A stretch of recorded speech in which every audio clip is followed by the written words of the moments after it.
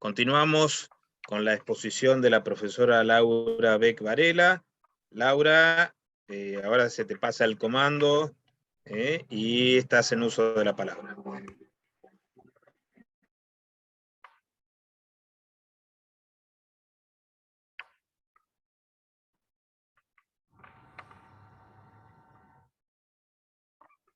¿Se ve? Sí, ¿no?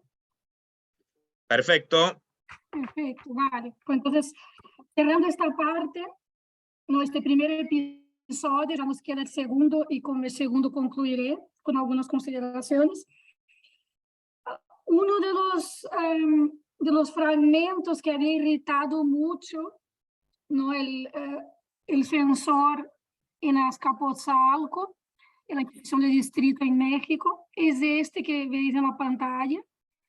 ¿Y de qué trata este? Ahora no me detendré en todos los detalles, pero vamos, está diciendo que entre las prerrogativas de los príncipes, ¿no? De los gobernantes sobre las cosas sagradas, el comercio, y no, es obligación del príncipe, diríamos, ocuparse, tratar, ¿no? Operandare, ¿no? Del comercio en condiciones de igualdad, en las mismas condiciones que de las cosas sagradas, ya que ambas cosas pertenecen al decoro, al honor de la república.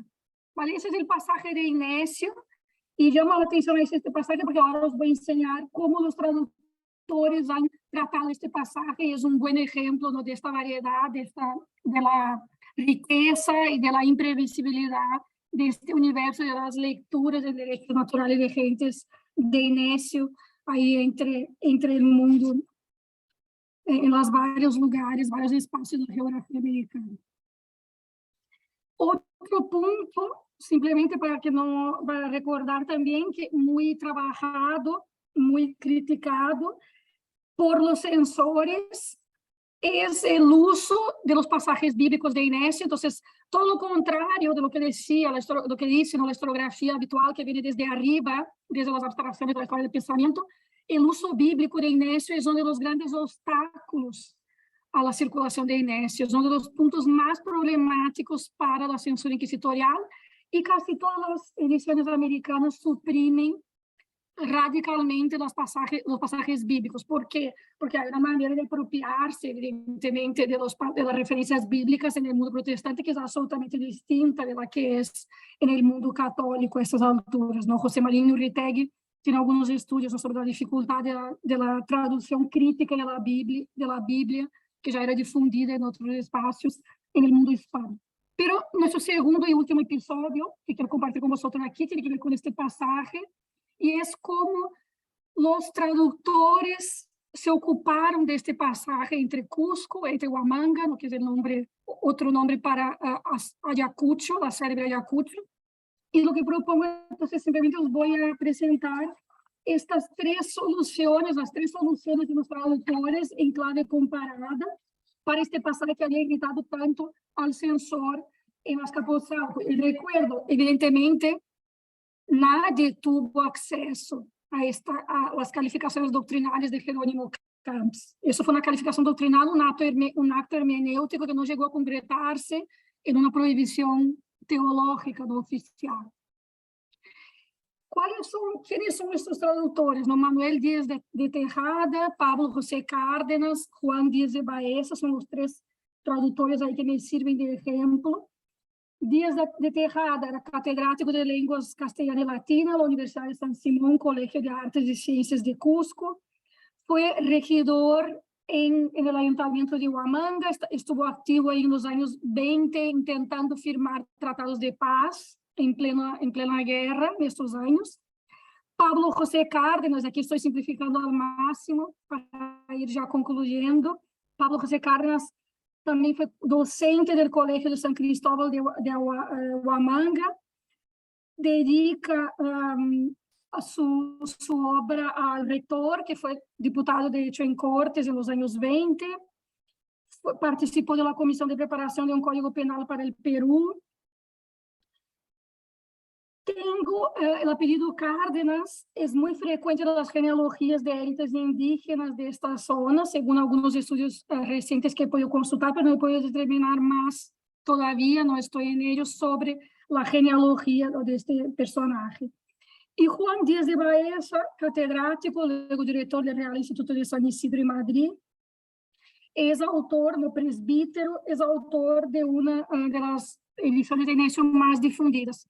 Y Baeza, cada uno tiene motivaciones para haber traducido la obra. Las de Tejada dedica a Agustín Gamarra, que luego fue presidente. Los principios de aquella ciencia vedada antes, cuyos decretos prohibitivos rompió Steina Yacucho. Entonces, tiene como un lenguaje de retomar el derecho natural, así como el derecho natural como una vía de posibilidad para pensar, no el léxico político en este contexto. Pablo José Cárdenas se refiere a esta traducción de Tejada en el año 26, pero se queja, ¿no? Afirma que una de sus motivaciones es ampliar las castigaciones que estaba en la edición esta de Marín Mendoza, la más conocida. Entonces, es una de las motivaciones de Cárdenas. Y desde Baeza también es más explícito, y ahí este autor da para mucho, pero es más explícito esta idea de adaptar a Inesio al derecho divino positivo, sagrados cánones, decisiones de la Iglesia, etc. Es un poco, ¿no?, la idea, las motivaciones de Baeza. Baeza es un ejemplo emblemático, porque se mira, fue un gran traductor, fue un traductor muy activo en esos primeros años del siglo XIX. Y aquí os enseño solo algunas, no son todas las traducciones de Baeza. Y esta es una de las propuestas, las sugerencias, diríamos, metodológicas, una de las premisas de este itinerario. Mirar al traductor mucho más que al traducido, ¿no?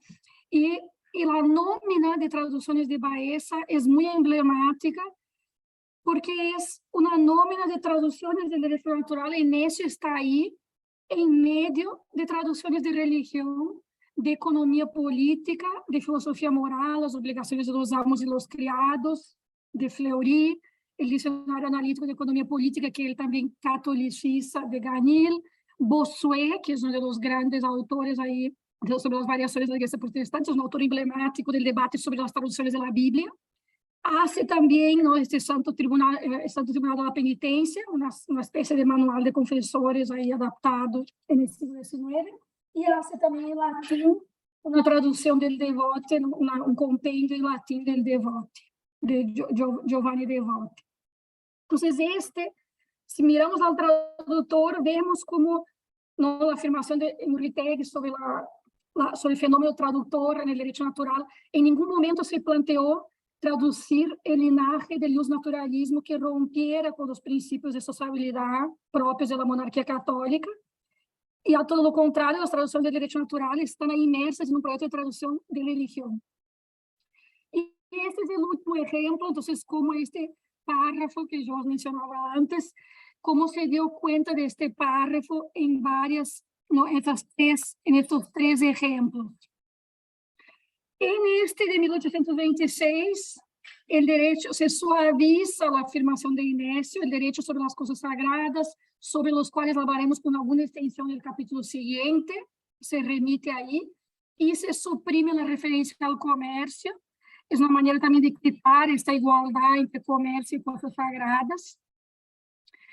La solución de 1832 de Cárdenas también suaviza mucho, ¿no?, mientras Inesio afirmaba, ¿no?, la necesidad de ocuparse, de que el príncipe se ocupe de las cosas sagradas, simplemente que el príncipe tenga alguna inspección sobre las cosas sagradas y otras cosas, ¿no?, como el comercio, que pertenece al decoro y la felicidad de la República.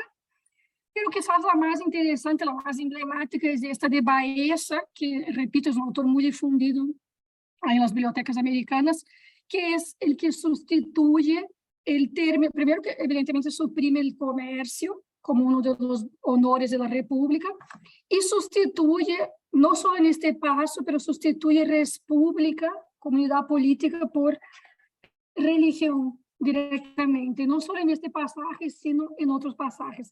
Cuando Inés está diciendo que el príncipe debe ocuparse del comercio, de las cosas sacras que hacen, no, que son el honor de la república, de la comunidad política, él dice que el príncipe tiene que ocuparse para que no parezca detrimento la religión.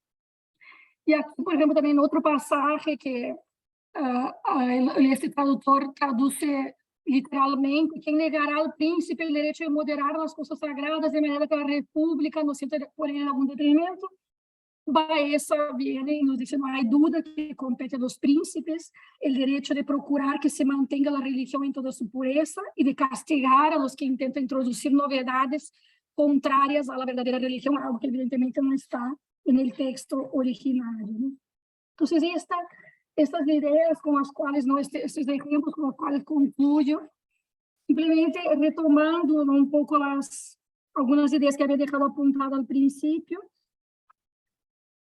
La frecuencia con que el traductor como Baeza sustituye república por religión remite a esta idea de la comunidad política que se define por su antropología católica, de la comunidad con el derecho de mantener el catolicismo o subordinado, no cualquier atisbo del derecho individual. Las ediciones de Inesio se transforman, suprimen algunos de los pasajes que habían sido indicados como problemáticos por los calificadores inquisitoriales, no tanto Campos como Berti, y estos mismos temas se mantienen, se perpetúan, nos sirven todavía como un hilo conductor para ver cómo se están produciendo estas traducciones en el mundo ya de los años 20 y 30. La traducción, y con esta, no es la última idea quizás, la traducción de Ayacucho y la de Cusco, las de 1826-1832, también son emblemáticas, sobre todo la de 1832, porque el traductor Cárdenas está continuamente quejándose de que está traduciendo a Inesio. Él no quiere ya traducir a Inesio, pero Inesio es tan difundido, es tan útil, está establecido que él no le queda como más remedio que traducir. Queda claro que lo que él le gustaría traducir es Vatel. Entonces, las propias traducciones de Inesio ya él está llenando la obra con notas de Vatel, contraponiéndose a Inesio. Entonces, ya Inesio también, esta continuidad de Inesio, como este hilo conductor ahí de estas lecturas para las naciones católicas, también ya nos enseñan el propio agotamiento, ¿no? de este autor, aunque seguirá hasta 1875 en México. Tendremos traducciones del derecho natural de Inesio. Toluca, 1875, es probablemente la última. Y hasta el año 1888 en Valencia se sigue reimprimiendo, ¿no? la obra de Inesio. Entonces es simplemente la idea, ¿no? esta permanencia, una excusa para reflexionar sobre esta literatura del derecho natural, con varias limitaciones, como cualquier estudio, ¿no? sobre libros y sobre bibliotecas, pero esa es la propuesta y con algunas tesis para discutir con vosotros. Muchas gracias. Muchas gracias, Laura. Felicitaciones. Muy, muy interesante, muy sugerente. Supongo que nuestra audiencia estará interesada en preguntar. Recuerden que hay dentro de las reacciones es posible levantar la mano. Si pudiesen, quienes quieren hacer preguntas, vayan solicitando el uso de la palabra.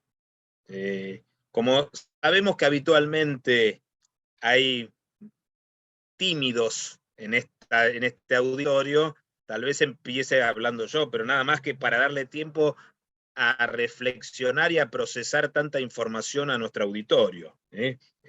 A ver si hay alguna pregunta por aquí, si no, vamos a empezar con alguna pregunta, simplemente más allá de mi interés personal, de permitirle a los demás reflexionar sobre esto, que es muy interesante. Laura, yo te pediría, muy sugerente, muy interesante, como toda tu producción, si nos puedes contar un poquito algo sobre la metodología que desarrollaste, que aplicaste y que seguramente fuiste ajustando a lo largo de tu investigación para hacer estas comparaciones. Porque, con mucha elegancia y maestría has presentado algunas experiencias, algunos episodios, como lo decís vos, pero ¿cómo es que llegaste a seleccionar estos pasajes tan sugerentes, tan interesantes, que son más que de traducción, son de reescritura, de completa reescritura conceptual? Esa es una primera cosa. Y después, la pregunta que te podría hacer, no sé si has visto, como indicador, una de los itinerarios es el que vos trabajás, y trabajás muy bien, de las ediciones. Ahora, no es fácil lo que voy a decir, pero ¿pudiste trabajar o cruzar, o lo pensás cruzar esto con dos indicadores que pueden ser? Uno, la publicidad de venta de las obras. O sea, hay periódicos que permiten reconstruir, a veces es un trabajo muy arduo y muy minucioso, que no tiene por qué ser de tu investigación, pero quizás lo has hecho o lo pensás hacer, de relevar venta de obras. Y eso a veces da un indicador. Y la otra, en estas traducciones, y si son citadas por quiénes. Pero estas dos últimas preguntas, o este interrogante, es una curiosidad, no es que considere que sea, y es un trabajo muy minucioso. Bueno, muchas gracias. ¿Contesto o esperamos una Yo ronda? diría que yo te invitaría a ir contestando, porque para que los tímidos se animen, porque esto es muy interesante, por favor. Mira, corro aqui incluso uma das aulas para contestar, para a pergunta para... Empiezo por la última pregunta, sino la de la venta, que es más fácil de contestar. Hay muchas ediciones que sí tienen, en el mundo este de la edición, ¿no? Sobre todo en el siglo XIX, empieza a aparecer las listas de suscriptores y tenemos más datos. Muchos autores, incluso para hacer alabanza, ¿no?, de sí mismo, como es habitual, ahí los prólogos, hablan de cuántas, por ejemplo, cuál fue el tiraje, cuántas la tirada, cuántos ejemplares se hicieron, se vendieron. Juan Sala, por ejemplo, el autor de las castigaciones, de la Ilustración de Derecho Real de España, él da mucha información, por ejemplo, sobre las ventas de sus obras. Entonces, conforme el autor, en el siglo XVIII tenemos más información, en el siglo XIX tenemos más fuentes, pero el Archivo de Protocolo de Madrid, por ejemplo, es una fuente rica en ese sentido, pero yo no he hecho para estos ejemplos, estas ediciones, no he hecho este trabajo de la economía del libro, que probablemente contemplo hacer, ¿no? ¿Cómo seleccioné? La otra pregunta que me hacías, ¿no? ¿Cómo seleccioné estos pasajes en concreto, lo que me lleva a la República por religión, por ejemplo? Las dos calificaciones doctrinales, y eso es uno de los puntos que me parece interesante. Las dos calificaciones doctrinales es un material que yo había trabajado para mi tesis y al final lo había dejado aparcado ahí, no había vuelto a ello y lo retomé hace poco. Las dos calificaciones doctrinales son las que me dan la pista de cómo leer las ediciones del siglo XIX. Y eso es un punto, ¿no? Esa es una de las premisas también. Por eso la idea de lecturas, porque no interesa tanto el hecho de que sea la institución, la Inquisición, la que está analizando esta obra, ¿no? La calificación doctrinal también es un acto hermenéutico y es una de las manifestaciones de esta lectura compartida. Lo interesante es que justamente para la filosofía moral, entonces es también clarísimo cómo muchas de las cosas que habían molestado los censores a finales del XVIII desaparecen de las ediciones del siglo XIX, porque siguen compartiendo esas claves y no depende de la Inquisición como institución, eso no es tan relevante.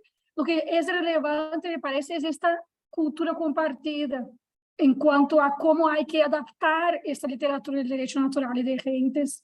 Y ahí tenemos varios temas, ¿verdad? Aquí una pequeña muestra, ¿no? Pero por supuesto podemos ir ahí a muchos temas: soberanía, consentimiento, y elegir esos dos que me parecieron emblemáticos, pero claro, hay muchos más. Entonces, en este caso concreto es fácil contestarte porque yo he mirado las calificaciones doctrinales, Roma, un material muy difícil de acceder, que en el Archivo Vaticano está, no está publicado, está muy difícil de acceder a este material, y Madrid más fácil, el Archivo Histórico Nacional, y ahí tenemos un amplio material de la censura de Inesio. Es interesante, es famoso también entre los estudiosos de este tema, como en el Archivo Histórico Nacional hay una célebre calificación de Gregorio Maians sobre la filosofía moral de Inesio, que desapareció.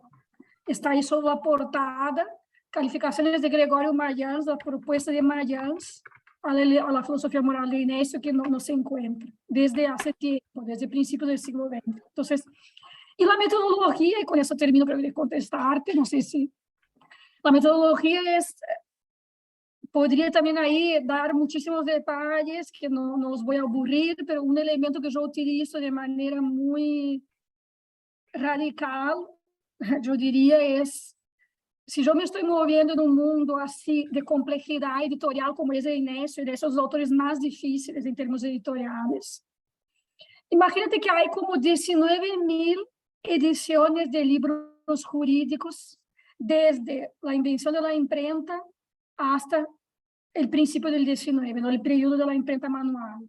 Hay aproximadamente 19.000, 20.000 ediciones, ¿vale? De todos los autores, hablando de literatura jurídica, de jurisprudencia. E Inesio, solo él, tiene unas 500 ediciones.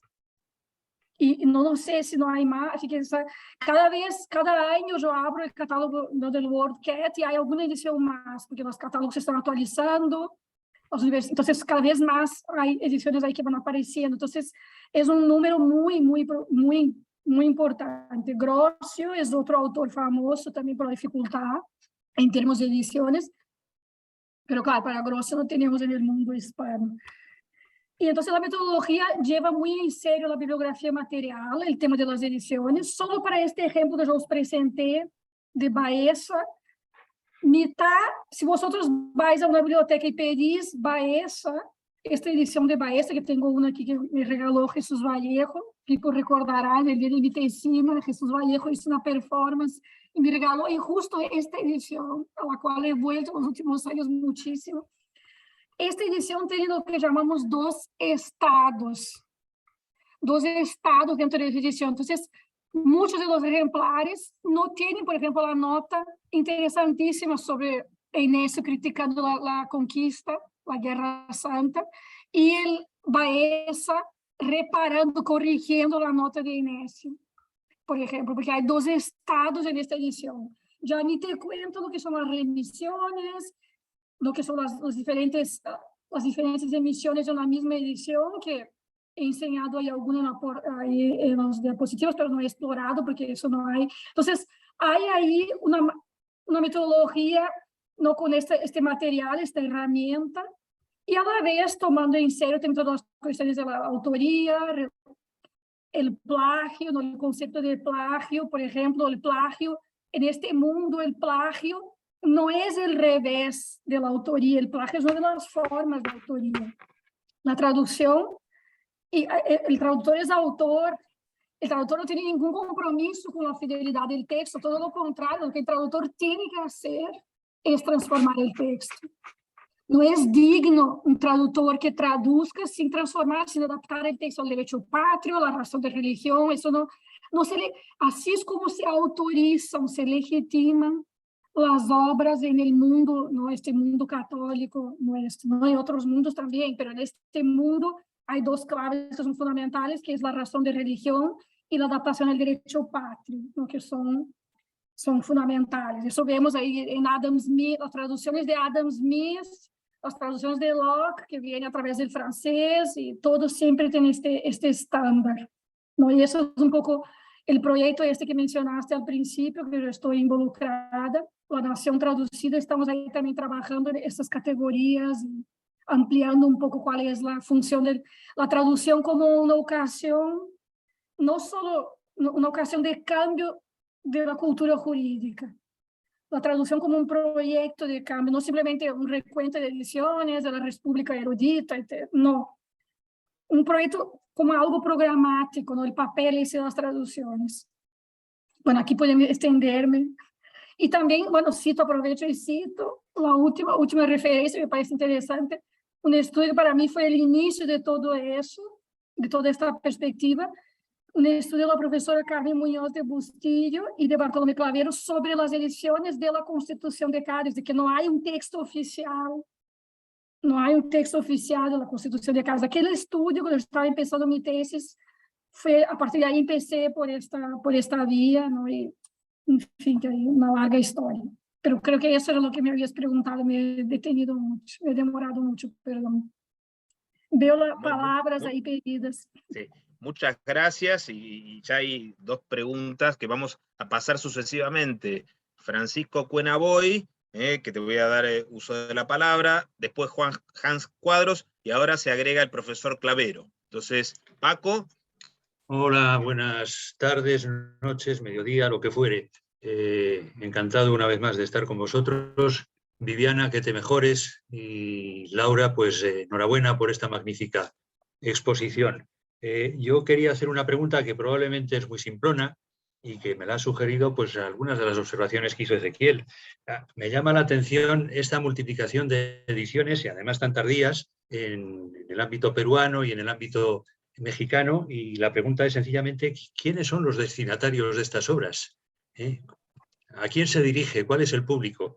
Porque quizá por ahí se pueda justificar o entender mejor esas manipulaciones de los textos que sustituyen nada menos que república por religión. Se me ocurre, no sé. Gracias. Muchas gracias.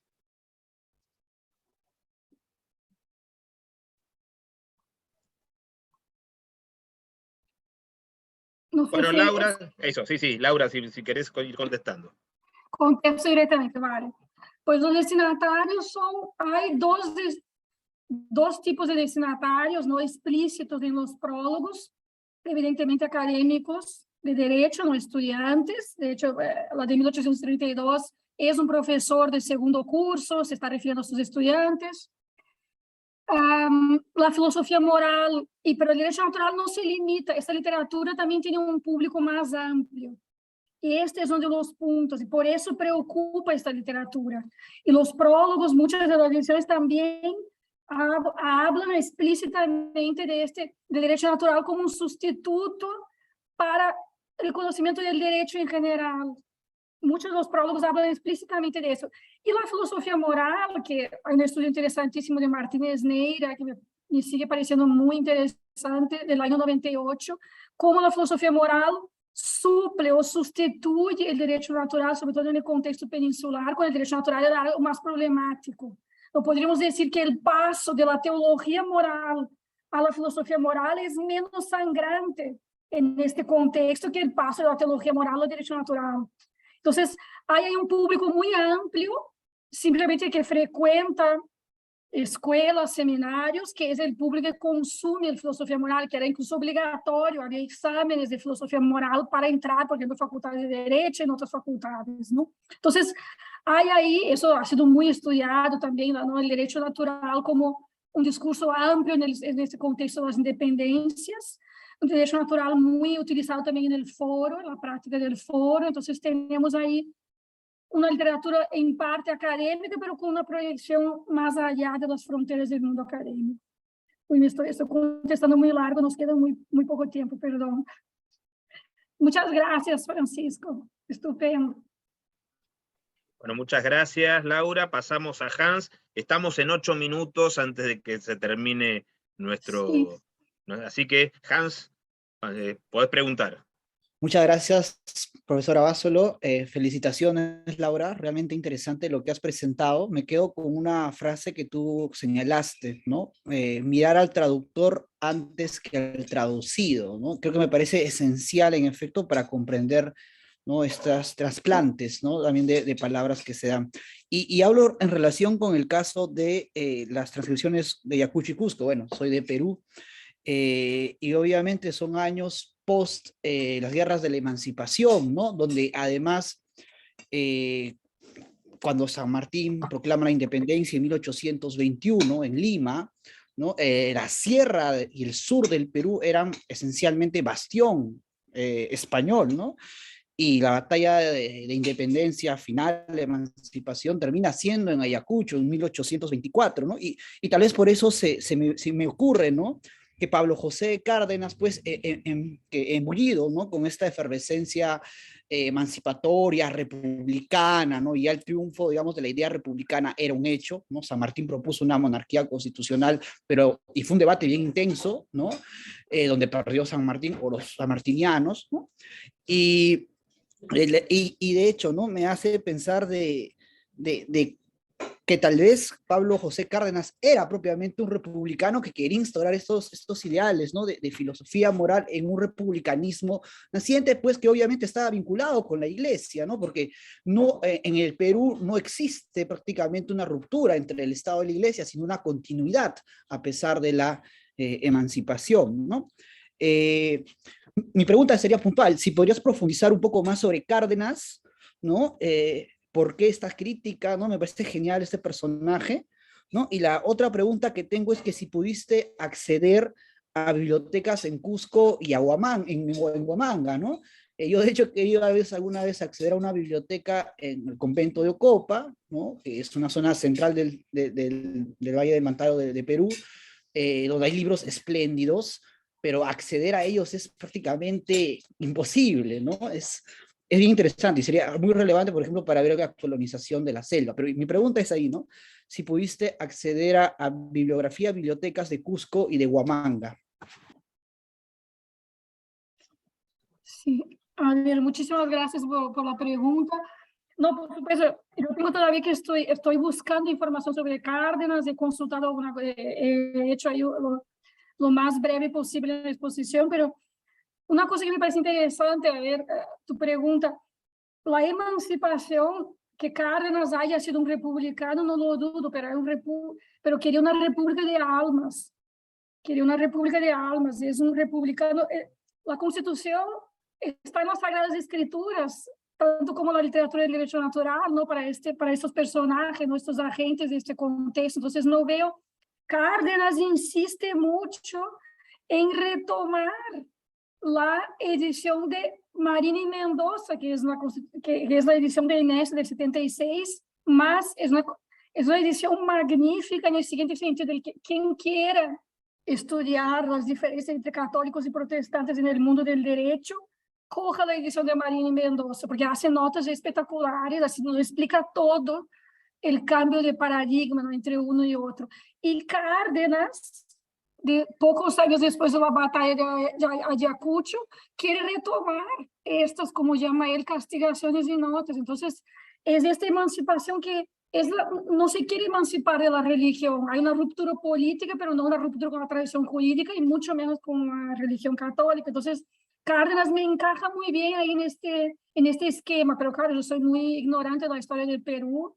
He estado ahí siguiendo sugerencias de Renzo Honores y de algunos amigos y buscando literatura tampoco voy a ir mucho más allá porque estoy ahí con este caso, no quiero contextualizar mejor este autor, pero no voy a profundizar, vamos que no voy a convertirme en una especialista en historia peruana. Sí he consultado algunos catálogos de impresos de bibliotecas, algunos estudios de bibliotecas peruanas privadas y todo, ya podemos ahí intercambiar algún correo en otro momento, porque tampoco estoy un poco agobiada, porque creo que quedan 5 minutos. Quería escuchar la pregunta de Pipo. Bueno, en realidad, sí. Laura, quedan 3 minutos. Vamos a cerrar con llave de oro del profesor Clavero. El profesor pregunta, comenta, vos contestás y te despedís. Yo ya me despido acá y le voy a pedir la indulgencia al profesor Clavero de este final, y le agradezco la participación y, por supuesto, Laura, tu participación en nuestros encuentros. Profesor Clavero.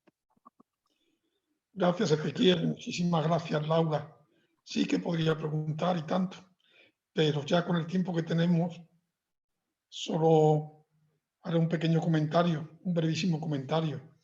Bueno, Laura nos ha demostrado que sigue por el camino que ya le ha convertido en la autoridad en singular del pensamiento jurídico tardomoderno en la frontera, en la anchísima frontera, porque es todo el territorio común entre protestantismo y catolicismo, y autoridad en el punto en que esa frontera tardomoderna se encuentra o se ubica, que es el de una transición entre una antropología católica anclada en el jus común y todo lo que ello suponía, y una antropología católica que sirve como vía de entrada en el constitucionalismo y en parte está presente a lo largo de un buen tiempo de este constitucionalismo, el constitucionalismo católico hispanoeuropeo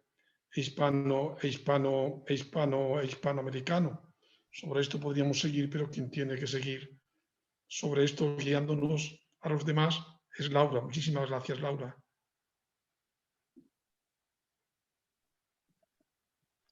Bueno, Laura, queda a disposición para que te despidas y para que agradezcas al profesor Clavero. El cierre es tuyo.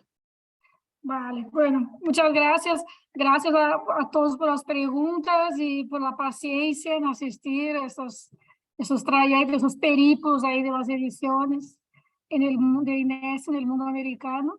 Y agradezco una vez más la invitación y ha sido un honor participar. Y espero, vamos, que tengamos ocasión de vernos pronto. He dejado ahí mi correo electrónico para seguir el diálogo con los que estén interesados, quieren más referencias. Yo también quiero aprovecharme también de los conocimientos ahí históricos sobre estos contextos en los que tengo que profundizar. Y muchas gracias, claro, a Pipo por las palabras generosas ahí, simplemente siguiendo las sendas ahí, la manera de leer es la manera que nos ha enseñado, no hay más, eso no lo digo. Eso estaba previsto incluso aquí en mis escritos, pero bueno, es una manera de leer que estamos siempre trabajando e intentando seguir, abrir un espacio. Muchísimas gracias.